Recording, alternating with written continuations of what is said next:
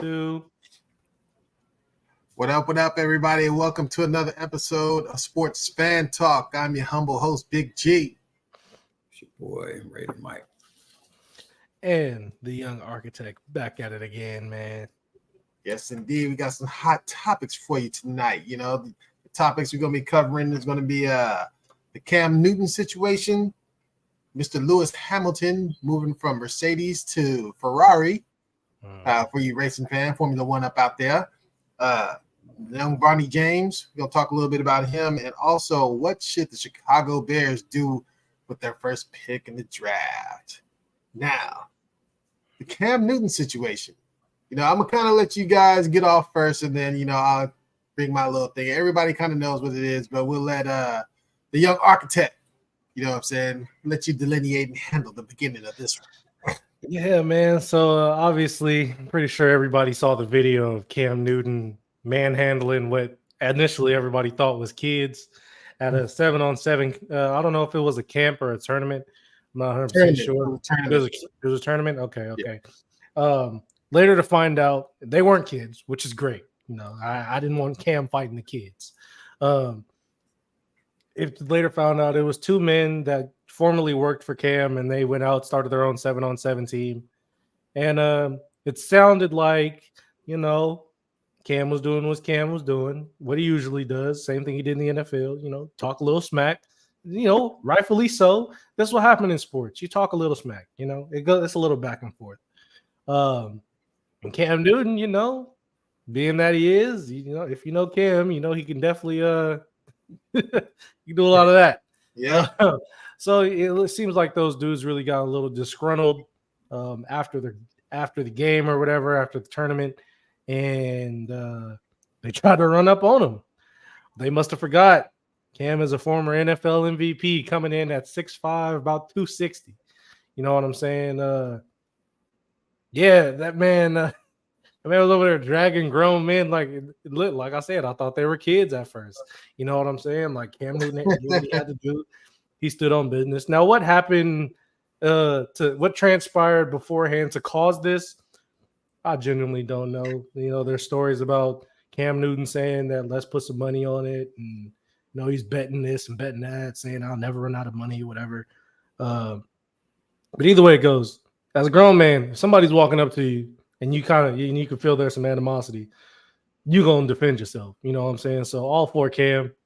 Big kudos to him. That man hat didn't move, not a lick. You know what I'm saying? That thing stood on straight, so he wasn't really struggling that much. But I don't know. It's kind of crazy because, yeah, on one hand, yeah, it's unfortunate that happened. Because, like, I mean, let's be real. You see all these other former football players. You know what I'm saying? You see, like, the obviously, I'm gonna say the white football players who hold these camps, who have these 7-on-7 things. You'll never hear nothing like this. It's always us. You know what I'm saying? Like, and it's crazy because Cam does so much for his community. And regardless, you know what I'm saying, you know who Cam is, you know what he does. Regardless, like it shouldn't have come to that. It shouldn't have gotten to that. You know what I'm saying? If you're just gonna talk smack, whatever, you know, go home, like, you know, blow off steam, something else. Don't do that in front of the kids because it's really setting a bad example. You know what I'm saying? But yeah, man, it's unfortunate that happened. But hey, kudos to Cam for handling business and doing what he had to do. Okay. Raider Mike, what's your take on it, man? Well, it's like I said, it is unfortunate it happened, but it was kind of entertaining. But it was, I mean, to me, it you know, that's what we do. That's what we talk smack. If you can't take it, get out. Just walk away. And my thing is with those kids out there, those other 2 coaches or 3 coaches, y'all should have just walked away and saved yourself an embarrassment. Y'all was out there getting drugged like a mummy, like the mummy was dragging his foot. Well, like there was no resistance on it. I was like, and the man hat never fell off. So if you guys attack one man, I would expect the hat on the ground, him to be on the ground, and the hat to be found. But none of that happened. It's real unfortunate because we know that Cam talks, but that's him. That's his personality. They already knew that when they coached with him. They already knew that. They got mad or whatever. But you can't run up on a grown man. You know, you just can't run up on a grown man, get in his face. We don't know what you're gonna do. You know, I got to stop you. If you had to put hands and say, hey, you know, that's what had to be done, because at the end of the day, you got to make it home too. You know, and I just felt like there. And I don't know, man. Like they said, athletes are supposed to be role models, but sometimes you have to step out of that element for a minute. Sometimes if somebody's attacking you, you know. Yeah. And I don't think Cam would personally just go off and just start a fight with somebody and just, you know, he's not that kind of, I don't think he's that kind of dude, but I know he may run his talk trash, and all NFL players do. And we all know that. But there's a time and a place for that kind of stuff to happen. Not when you trying to coach and teach kids these things not to do, and then it happens. I mean, stuff happens. I mean, it happens. The kids know, they understand, because their parents will fight at a softball game. The parents will fight another parent at a football game, or fight the coach. You know, all that stuff happens. It's not nothing that we have never seen before, but to see coaches go after, I've never seen coaches go after one person though, you know, not one, you know, not three coaches. Now, maybe one other coach may get into it one-on-one or something. I've seen that or heard that, but not, you know. I don't know, Raider Mike. I remember a couple of Little League baseball games. You know? Oh yeah, you was on my team, and I know which one exactly, the one you're talking about. Yeah. You know which one, and I know you guys have looked at me like, hey, look, sorry, young Art, I had to, you know. Hey, I understand. You know, you my rep was on the line, man. My rep was on the line. I said, I can't let Young G. I said, I can't let Young G know that let me get punked out here. Hey, still on business. Oh, you know, you remember what I did, though. Mm-hmm. Yeah. After the fact. Hey, look, I wasn't crying. He was. So I didn't even touch him, and I didn't lay a finger on him. I just told you. You remember what I told him? Yeah. So I wasn't even gonna bring that up, but you brought it up. Okay, but anyway. But we're, like I said, we're all supposed to be role models, and sometimes you have to step out of that. Sometime if somebody, you know, what happened to me, I had to step out. What happened to Cam, he had to step out. He's being attacked. I was, on the other hand, the dude was on the other side of the fence, and he ran up on the fence, ran up on me. And it was kind of funny though. Greg, the dude was about 5'2". I was there too. What are you talking about? Oh, you was there? Yeah. Oh, you seen it? Oh, that's right. You seen it. You was laughing in the stands. I know you was out there laughing, but all in all, you know, I just think that I hope that never happens again, because that could have went real bad. Somebody could have grabbed a weapon or anything, you know.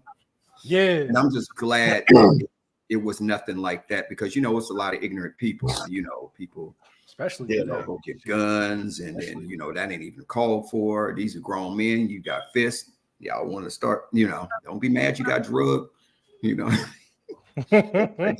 got drugged like a rag doll all over the place. But anyway, I just didn't Skip Bayless, and then just keep his comments to himself, because you don't even know what was going on. You don't know what's happening. You ain't from the hood. You don't know nothing. It ain't the way you guys think it would happen. You know, you ain't heard both sides of the story. So stop. You know, you need to go on somewhere with that. But anyway, I'll let you go ahead, Big G, because I forgot you was there. Shoot, that's been so many years ago. Yeah, man. Come on, man. I have to support my son, man. Oh, I know. I'm one of my children. I know you was at the game. Shoot, but I didn't even know you was out there. I had to say what I had to say. Yeah. But as far as this Cam Newton situation, man, my spin on it is this. All right. First, just the overall setting for me. Okay, it was organized, the event. It was a 7-on-7 tournament between teams from Alabama and Georgia. It was 15 and under teams and 18 and under teams. It was organized by We Ball Sports. It's an apparel and sports media company. Yeah, I heard that. Cam Newton's his team is C1N, stands for Cam Newton #1. We know that. They were playing against TSP, Top Shelf Performance. Now the two brothers, JT and Steph Brown, they used to coach under Cam Newton. So during the game while they're playing, like let's go back before the game. And this is from the brothers' account. You know what I mean? Cam Newton hasn't spoke on it yet. But for the brothers' account, they were like, before the game, Cam Newton was like, let's put money on it. You know what I mean? I'm rich. He's like, I got money. You know what I mean? So I ain't going to run out of money. So what y'all want to put on it? So they never said whether they bet or not. But bottom line, in the game, they actually won the game. But they said during the game, Cam was wolfing at them. And mind you, if Cam Newton is coaching the team, it's top level athletes playing. You know what I'm saying? So it's high stakes, high intensity, and they're playing. They get the better of it, and then when the fight ensues, like the dude, one of the brothers said after the game, he went up to Cam to like, hey, like if somebody's talking mess to you all during the game and then you beat them, what do you do after the game? You gonna go up to him? They probably went up to him, said something. Then according to the brothers, Cam put his hands on them first. So what I'm imagining, just being a thinker, is Cam whooping at them during the game. They get upset. You know what I mean? Like, all right, whatever. After the game, they win. They going over to talk mess to him, probably getting all in his face. So Cam probably put his hands out, man, like, get away from me or whatever. That's when it happens. It goes down, but this is the thing, bruh. Average, everyday men cannot handle fighting freaking elite athletes.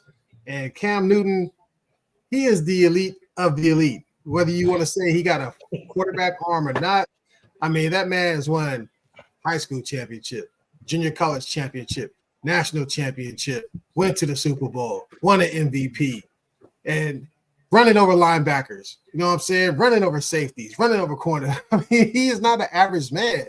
That dude is mixed with gorilla, mixed with lion, mixed with human.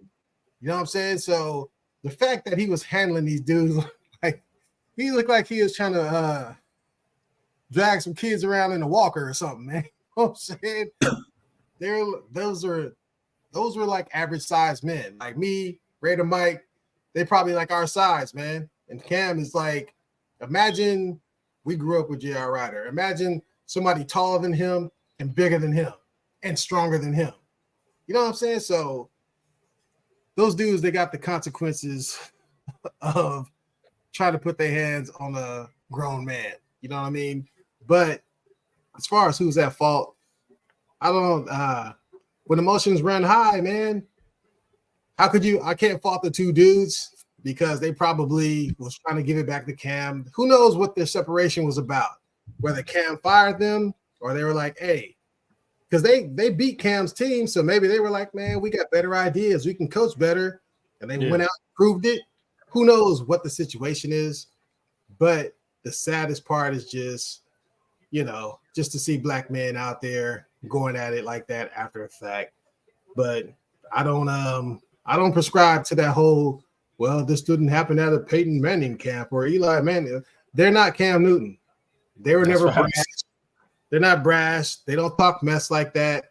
They don't get down like that. Let's just be real about it. You know what I'm saying? Mm-hmm. So it's unfortunate. And who knows? I mean, this is like the third incident.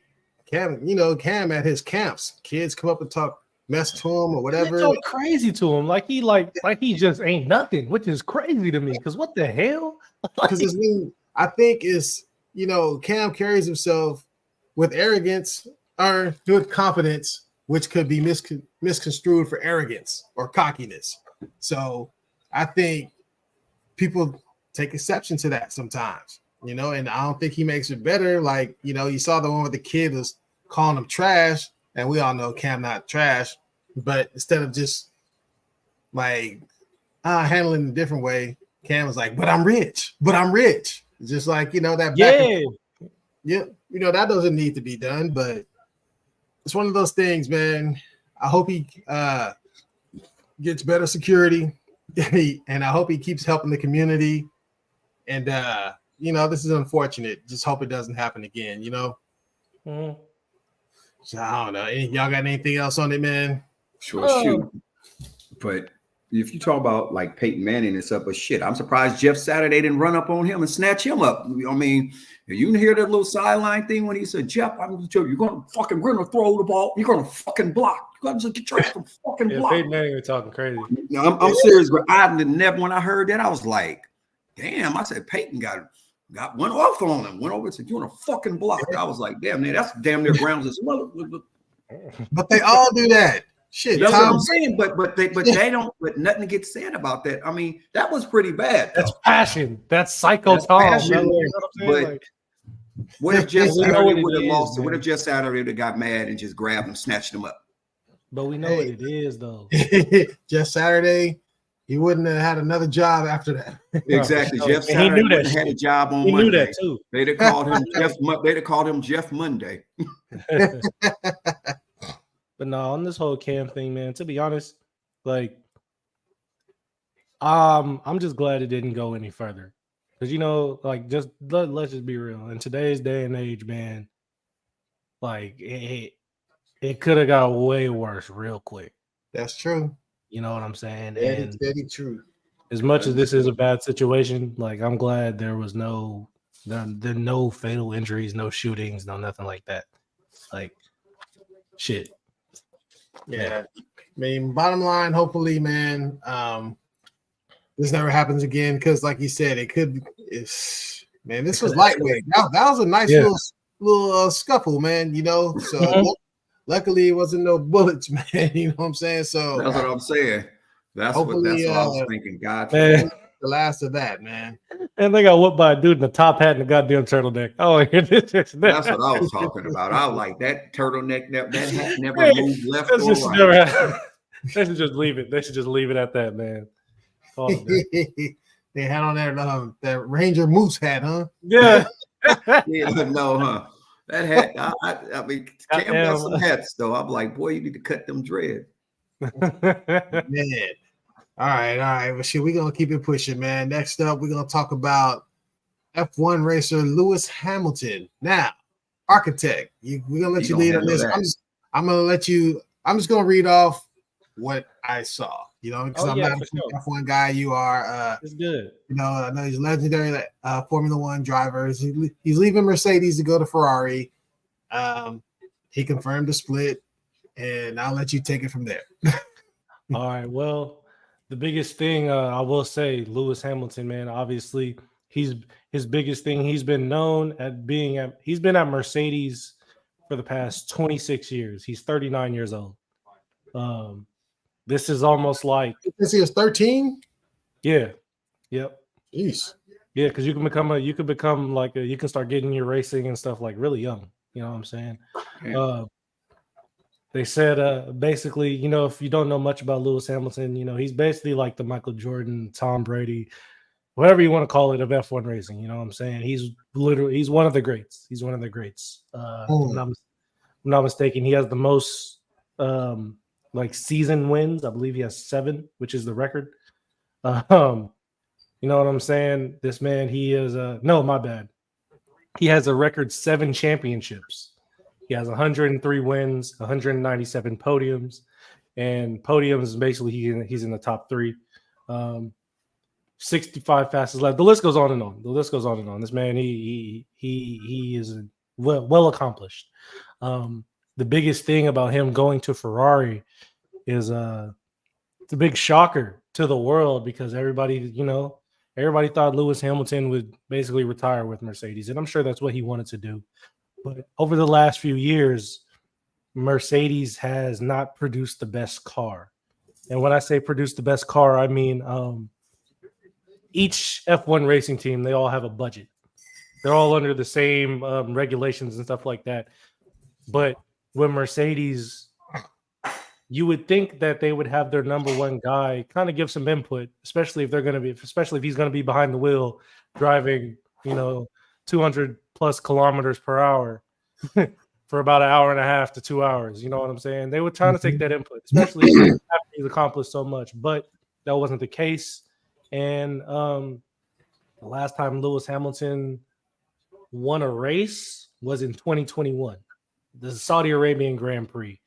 And for Lewis Hamilton, and for anybody who knows Lewis Hamilton, it's not normal for him not to, you know what I'm saying, win a race. You know what I'm saying? Win a season. You know what I'm saying? It's definitely what's the word I'm looking for? I don't know. It'll come back to me. But this move to Ferrari, you know, it's legendary within itself because Ferrari is one of the most historically tied brands and names to F1 racing. You know what I'm saying? They have accomplished so much. Obviously, we all know the Ferrari car, we know the Ferrari red, but on that racetrack, like, so F1 racing is pretty much synonymous with Ferrari. And for the last few years, that hasn't been the case. Now Ferrari does have a young racer right now by the name of Charles Leclerc, who is also really good. But with Lewis coming in, I can see, you know, Charles might not be the number one guy anymore because Lewis is Lewis. But at the same time, if you're gonna have these two drivers behind the wheel, Lewis is gonna have a little bit more hands-on stuff. That was his big thing to Ferrari as well. I was also reading that he kept this one kind of close to himself. He didn't even tell a lot of his close friends and family members at the beginning that he was going to sign because he knew what it would do. He knew what it would do to his people, and, like, you know, obviously stuff like that. But the interesting thing is he's not leaving until 2025.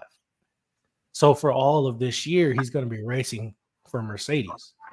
So it'll be really interesting to see how this relationship is going to work, how they're going to treat him, which I'm sure if it's anything like any other professional sport, you know, or any other job, you know, you put your 2 weeks in, they start to treat you a little differently. You know what I'm saying? I think it's a good move for Lewis Hamilton, especially on the back end of his career. Hopefully Ferrari can he can get one or two more dubs, you know, just to solidify himself even more in history. He's already gonna be that. He's already that guy. But to do it in Ferrari, that's like winning. That's like winning the Super Bowl for the Dallas Cowboys. Actually, when you put it that way, Ferrari is the Dallas Cowboys of F1. Yeah, man. You know what I'm saying? Putting up what you're putting down. You know what I'm saying? It will be legendary. No, for sure. So I'm definitely excited to see what's going to happen in 2025. Also, you know, they do have an F1 race in Vegas, so I'm definitely going to try and see that when he does make that transition to Ferrari. But yeah, man, definitely this is a legendary thing for a legendary man who's had a legendary career. So yeah, definitely excited for this. Definitely excited for this. All right. How many legendary dollars did they give him to switch over? Oh, hey, listen. I don't even know. To be honest, I could look it up real quick. I can see what he signed for. He definitely get that paper looking like. I know that paper is nice. Let me see. See what up with the paper. We have to let you got to handle that because me and him, we don't watch Formula One. Okay. So y'all ready for this? Yeah. So he's signing, I believe he's only signed for 1 year. Let's see. Yep. 446 million. Damn. Yeah. Jeez. I'll let you know how much money Ferrari got. And on top of that, they're gonna help fund. They're giving him 446 million, and they're gonna help him obviously because he has businesses and stuff that he's invested in. They're gonna help him with that too and give him money for that too. So that don't even, you know what I'm saying, count what he's gonna get on the back end. That's just on paper. He's getting 446 million. Damn, gotta be like Rick James on that. Holy smoking gee whiz. That's what happens when you're the best, man. 400. Damn, that's the highest paid athlete. Well, Shohei. players. whatever you want to call it. Shoot, for 1 year. Shoot, that's Oh, Shohei got goddamn It's 7. gotta be more than 1 year, man. Show your Tani, but yeah, but he Uh, getting all that on the back end though. Let me see. I was gonna say that can't be for 1 year, man. 400 some million. Like, God dang. I think That's he's only mafia signed. money. I'm almost positive he's only signed for the year. It's got to be more than 1 year. I don't know, man. I don't know. They pulling in that kind of money. Yeah, Ferrari, absolutely. I know Ferrari is, but I'm just saying, just to give F1, yeah. but just give that kind of 1 year, 400. Damn, we in No. the wrong business. Oh, yeah. They've been driving cars at 12. Hey, man. Shit, he was signed racing at 13, wasn't he? 13. That's Started what I'm racing, saying. he started racing at 13. Yeah, Damn. he started at Mercedes when he was 13 years old. Jeez. So, Yeah, rumble, young man, rumble. you know what I'm saying? Next up, man, we're going to talk about Bronny James getting taken off the 2024 draft board and moved to the 2025 draft board. Now, according to ESPN, this has something to do with his illness that he overcame. But for me, I'm just looking at his freshman stats. Let's just take Bronny. He's 6'4", 210. So he got a nice little NBA type body. He's averaging 5 points, 5.5 points, 2.8 rebounds, 2.5 assists. And he's shooting 37.1% from the field. Now I looked at his last 5 games. He scored 5 against Cal, 6 against Stanford, 7 against Utah, 2 against Colorado, 2 against UCLA. So over those 4 games, averaging 4.4 points. Now,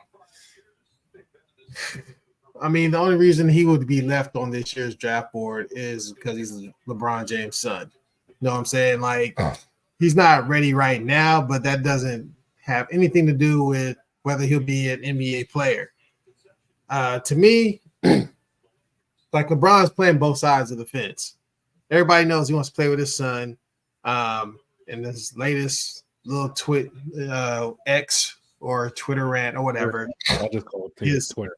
Yeah, he was just saying, can't y'all just let a kid be a kid and play basketball? Okay, that's a good way to see it. But you set the bar high when you tell the Guardian that your son could play for the Lakers right now. You know what I'm saying? Like, you're telling people he could play in the NBA right now, but at the same time, lay off of him because he's not performing at a high level. So, bottom line, it's going to play itself out. But I look at Bronny, man, and he gets to the league. And let's just say there's no LeBron James. Is he an NBA player? I mean, I don't know. He's not a one and done guy. I'll say that. Yeah, definitely. Well, go ahead, architect. I think. Hold on. You did the whole Formula One. Let's go over Raider Mike, man. Plus, he's the Laker man / Raider man. So let's get you up in there, man. What you think? He ain't ready yet. I just don't think that this year wouldn't be good because he had just come off of that cardiac thing, and then he just started. He ain't ready yet. He ain't even he need to get himself together, and he need another year of seasoning before he can even think about.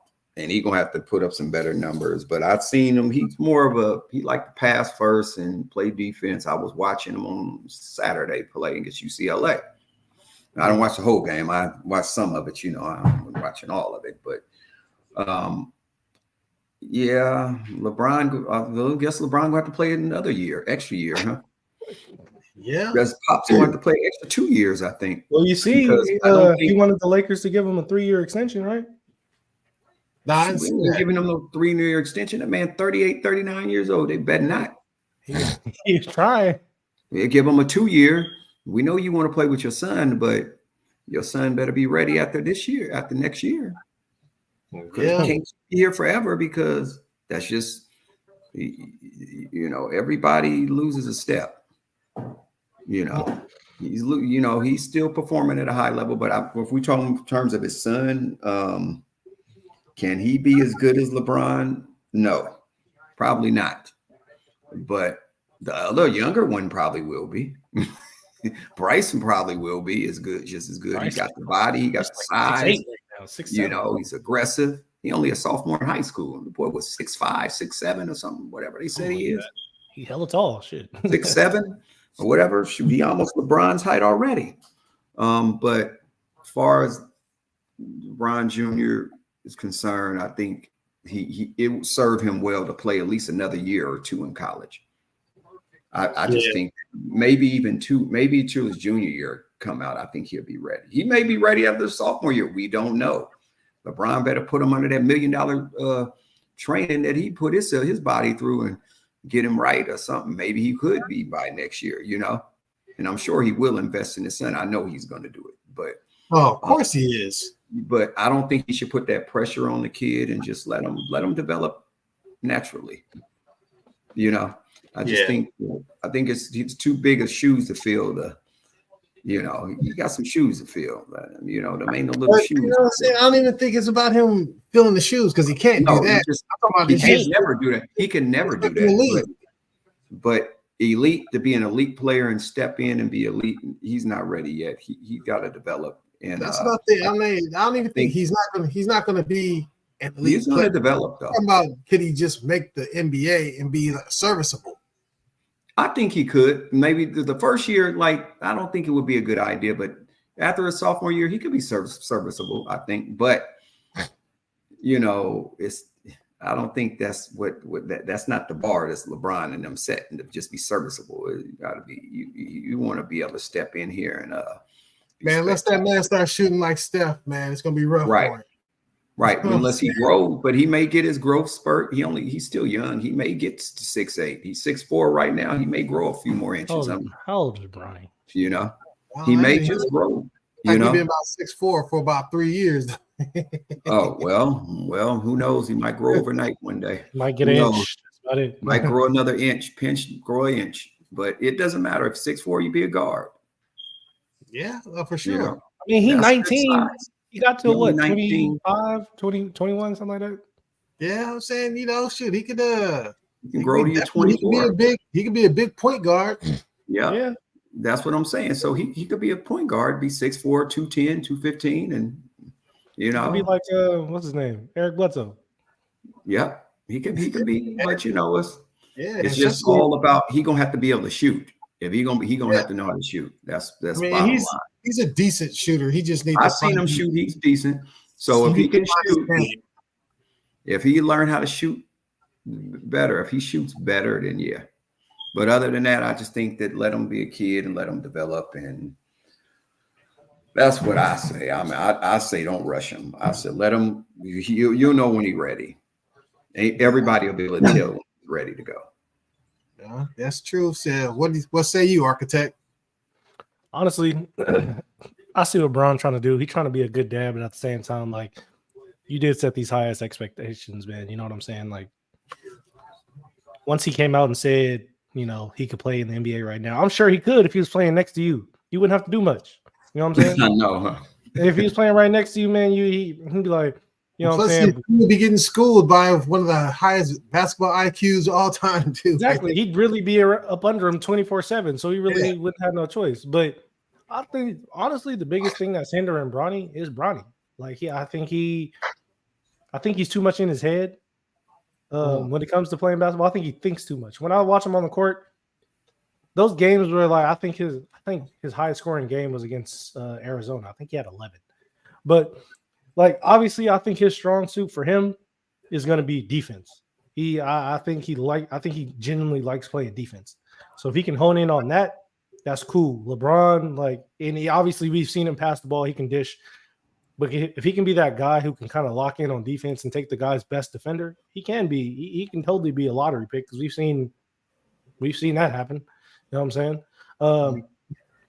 But I think realistically, man, all this pressure on Bronny is hella unnecessary. There's a reason why he goes by Bronny and not LeBron James Jr. because obviously what comes with that territory.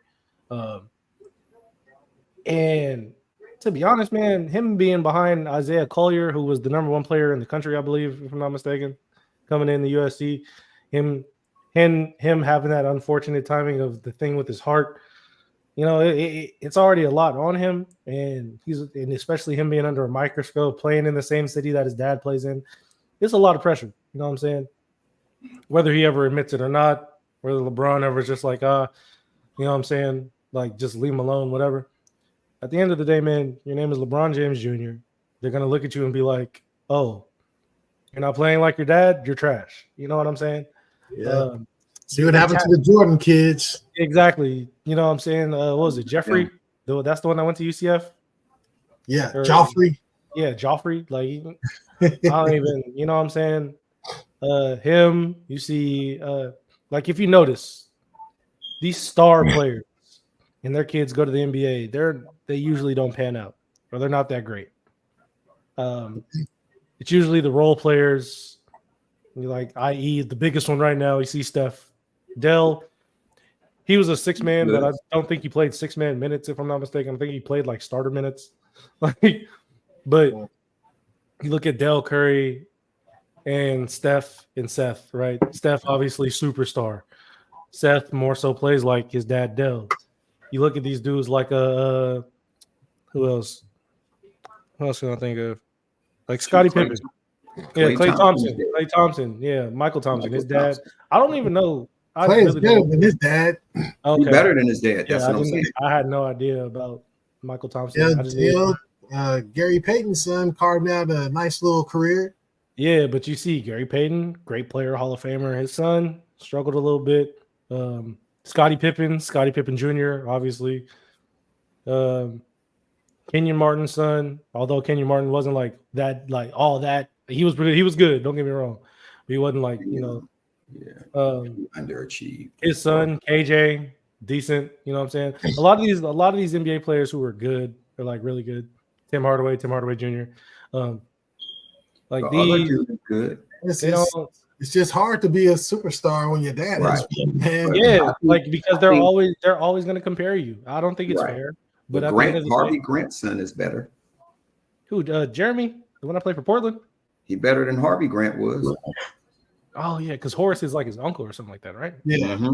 Yeah. Okay. Yeah, Harvey and Horace are twins. I really thought that was Horace's kid. I did not know he even had. I didn't know who Harvey. It goes along with your theory. The brother, at least. Well, I won't say he's talented, but because Horace was more talented, but Harvey, you know, he don't want to have the talent. He didn't want to have the son to make the league. Shit. Yeah. So realistically, I don't think Bronny should come out this year in no way, shape, or form, unless he has like, what? Can USC even make the? He already put it. He already put it. He shouldn't come out, man. Yeah, I said, do they even have? Can they even make the tournament? I don't think they will. I haven't looked at this. Let's look at the. Let me look at the Pac-12 standard. I don't think they're in line to make it. I was say unless like somehow, some way they like make it right, and he, like if he can have like if he can have like an iconic. I'm talking about iconic March Madness. That'll erase everything he did in the regular season. But I don't think USC's making the playoffs or NIT. Nah, shit. Yeah. Not even that, huh? Nah. What is USC's conference? They got shit. It's a trip because they got the number one dude. I forget his name. Yeah, yeah. They ain't making no tournaments, man. Their record in the Pac-12 is 5-11, and they're 11-16 overall. Oh hell no, yeah. No. See, and they ain't even gonna make the CIT tournament. You know what I'm saying? Yeah, Bronny, go ahead, stay another year. Bron, he's not retiring. He's not retiring this year. I don't think. I mean, no. He's gonna play one more. The Lakers because I think what's gonna happen, Isaiah Collier, he's gonna be one and done. Yep. Although I don't think anybody on that USC team should be one and done. I don't think they're a good team, but he's gonna be one and done. And I think Isaiah Collier is averaging like 16 this year, which really isn't even all that great. Yeah, he's pretty good though. From what I, he's good. He's averaging 16. He's averaging 16 and 4, shooting 47%. Is he a point guard? Yeah, he's a guard. Yeah, he's like a combo. He's 6'5", you know. But I think that'll happen. He leaves. It'll be Bronny's team next year. play how he wants to, all that stuff, blah blah blah. I think he comes out next year, he could be a lottery pick. Wait, ooh, that'll be tough too, because I think next year, 2025, I think Cooper Flag is coming out too. That's gonna be tough. But yeah, he about to have all the hype. Oh yeah, that white boy, he white and he's American, and like how they was. Remember Frank Kaminsky? Yeah, well, you heard what happened to him. You see what happened to Kaminsky. That white boy Cooper Flag is good. He's nice though. He can play a little bit. I saw him play against Carmelo's son, Cayenne. Yeah, he's pretty good, man. Yeah, I'm actually excited for these new wave of like. Yeah, what about what's we call it? Larry Bird's grandson. No, that ain't his grandson for real. He played. I think he played like D2 at Union or something. Was that fake? No, that's not his grandson because they said it was Pistol Pete's grandson too. Shit. Oh no, I think he played. I think but there is a Bird, man. It wasn't him. Mm-hmm. It was a different dude. They said it was either Larry Bird's son or grandson or something like that, or his nephew or something. Mm. I like Gilbert Arenas' son, Elijah. Yeah. He's nice. I like Melo's son too. Anthony's son is tight. Yeah, Cayenne, he nice too. Yeah. So I said this new little wave, they coming, man. They coming. We gonna see. Yes, indeed. Yes, indeed. But now we're about to do like LeVar Ball and switch gears. About to go to a little football, man. Now, what should the Chicago Bears do with that first pick of the draft? I'm coming right back to you, Raider Mike, man. I know you guys thoughts on this one, man. What do you think they should do with that first pick? I thought, to me, hey, you really want to tell you what you guys could do with that first pick. I think that they should. I don't think that they should. I think they should keep their quarterback and just go get a wide receiver. Basically, what wide receiver? Go Marvin Harrison Jr. Pair him up with Justin Fields and DJ Moore. DJ Moore, and they got the nice tight end. They got running back. Cole Kmet. Then I think that's what they should do, but that's not what they're going to do. So let's just say what they're going to do. They're going to trade him. They're supposed to be trading him this week. Yeah. Next week, this week, whatever. They're going to get Caleb Williams. We already know. We know what they're going to do. They're going to go get the quarterback that the coach wants because he didn't draft Justin Fields, which I believe he is making a terrible mistake to do that. But I guess he said, if I'm going to get fired, I'm going to get fired with somebody I brought in that I drafted versus somebody else drafting them. And I get it, but I just thought that down the stretch, them last 8 games, he did enough to solidify himself as them sticking there as the quarterback. I agree. I just, from what I've seen, he started looking the way he was looking in college. He started looking the part. You know what I'm saying? He's playing the part and looking the part, right? And I think it would be a terrible mistake if they do that. I just, to me, I don't think that'll be wise for them to trade Justin Fields and go get another quarterback. Because you already have a quarterback that's been in the system for 4 years. Why would you want to start all over? Yeah. You get the offense, build your offense around him and get the players in there and get the offensive line and, draft some offensive linemen after you go that wide receiver. My next 2 or 3 picks would be offensive linemen. As far as, if I'm the Bears, they make, because quarterbacks, what do quarterbacks do when they go to Chicago? They die. Just like Cleveland. Shit. Yeah, Cleveland too. But Rex Grossman was I don't know how he got to Chicago to the Super Bowl. It was the defense, I believe. I don't know. He got him to a Super Bowl. So that was more super. He wasn't that good. That was goddamn Lovie Smith and yeah, Lovie Smith's defense got them to the Super Bowl. But I just think that that would be a big mistake to throw away what they were building at the end of the season. And they started winning some games down the stretch. So I guess they thought that other Bagley or whatever the other Badgley was going. They got Tyson they thought when he Bagent, came in, they thought when Badgley came in there or whatever the guy is that he was going to come in here and be that dude. But he only played one good game against the Raiders, and I hate to even bring it up, but he was not the part. He was not the quarterback. The quarterback is who they have right now, and I just think that if they're smart, if their GM is smart, if you want to keep a job, if the coach is smart, he want to keep his job, he better keep the quarterback. But we know that's not going to happen. We all know what they're going to do. It's kind of hard. I mean, you got this. I mean, I get it though, because you said, okay, well, we could build around Caleb Williams, or he's a different type of quarterback. Justin Fields is like 3-4 inches taller. I mean, and he has more experience. I mean, that's a no-brainer to me.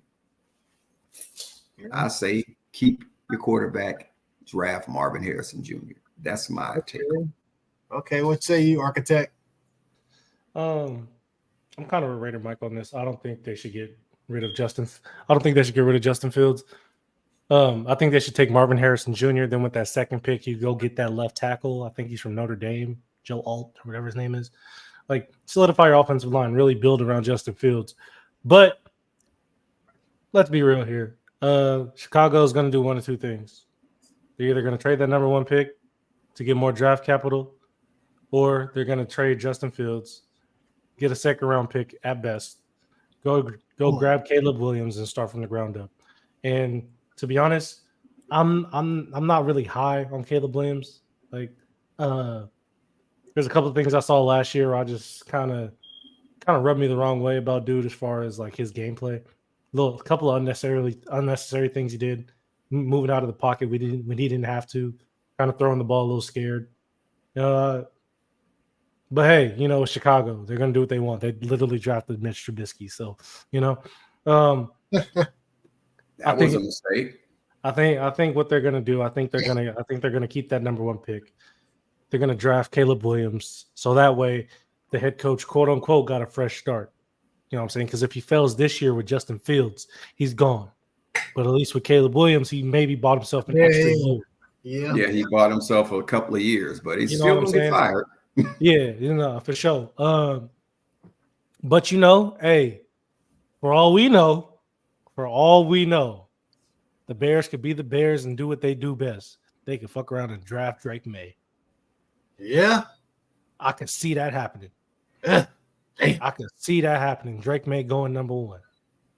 Eesh. Yeah, that coach. Yeah, I agree with you. Yeah. I think he might just draft him. And if Drake May go number 1, oh man, the memes I can't wait to see. Matter of fact, I might put a stamp on that. I think the Chicago Bears are gonna fuck up and draft Drake May. Just because if y'all draft goddamn Mitch Trubisky, what's keeping them from drafting Drake May? I don't think. I think they learned the lesson though. I don't think so. Because they trying to get. They both from North Carolina, right? Yeah, yep. They are. What? Oh, they're not going to make that. They're not going to make that mistake. They are trying. They look. Whatever that owner wants, the owner gonna get.